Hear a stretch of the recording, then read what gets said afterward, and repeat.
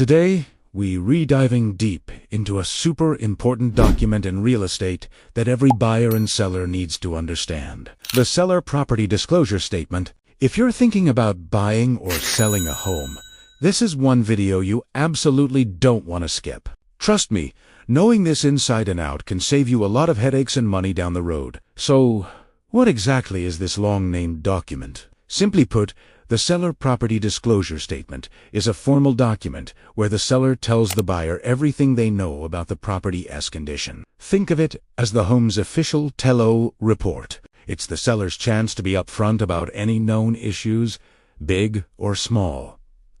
This isn't just about being nice. In many places, it's a legal requirement. The goal is to protect the buyer from discovering nasty surprises after they've already moved in. Imagine finding out your basement floods every time it rains, but only after you've unpacked all your boxers. This document is designed to prevent exactly that kind of scenario. It creates transparency and helps build trust between the buyer and the seller, which is crucial for a smooth transaction. Now, you might be wondering, what kind of information is actually on this form?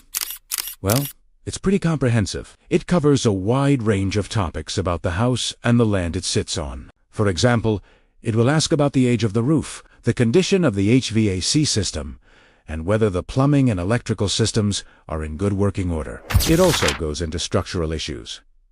Are there any problems with the foundation? Has there ever been termite damage? Sellers also have to disclose information about environmental hazards. This could include things like the presence of lead paint, asbestos, radon gas, or mold. It even covers things outside the house itself, like whether the property is in a flood zone if there are any, disputes with neighbors over property lines, or if there are any homeowners association rules and fees you need to be aware of. Essentially, if it has a known fact that could affect the property's value or a buyer's decision to purchase, it should be on that form.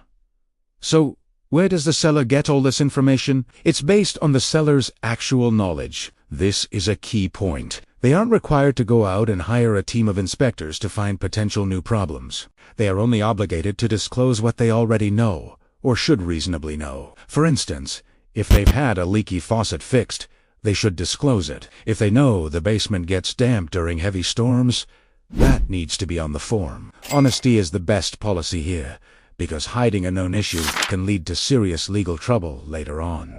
If a buyer discovers a problem after the sale that the seller clearly knew about, but didn't disclose, the buyer could potentially sue the seller for damages or even try to reverse the sale. So, for sellers, it's always better to over-disclose than to under-disclose. It protects you legally and shows you're negotiating in good faith. For buyers, this document is a goldmine of information, but it's not a substitute for a professional home inspection. I can't stress this enough. The seller's disclosure is based on their memory and knowledge, which might be incomplete. They might not be aware of a developing issue. A professional home inspector, on the other hand, is a trained expert who will conduct a thorough, objective evaluation of the property from top to bottom. They can uncover problems the seller had no idea existed. Think of it this way. The seller's disclosure is the starting point, and the home inspection is the deep dive that verifies the information and looks for anything that might have been missed.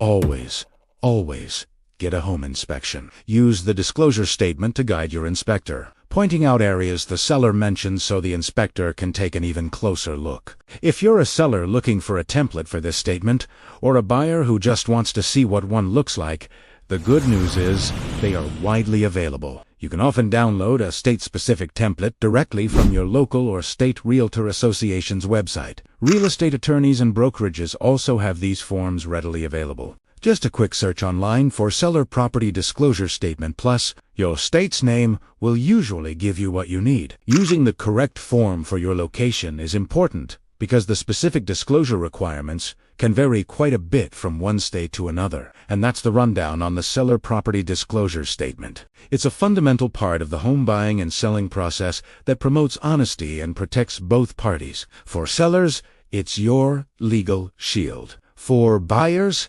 it's your first look into the true condition of your potential new home. I hope you found this video helpful. If you did, please give it a thumbs up. And don't forget to subscribe for more real estate tips and advice. If you have any questions, drop them in the comments below. Thanks for watching, and I'll see you in the next one.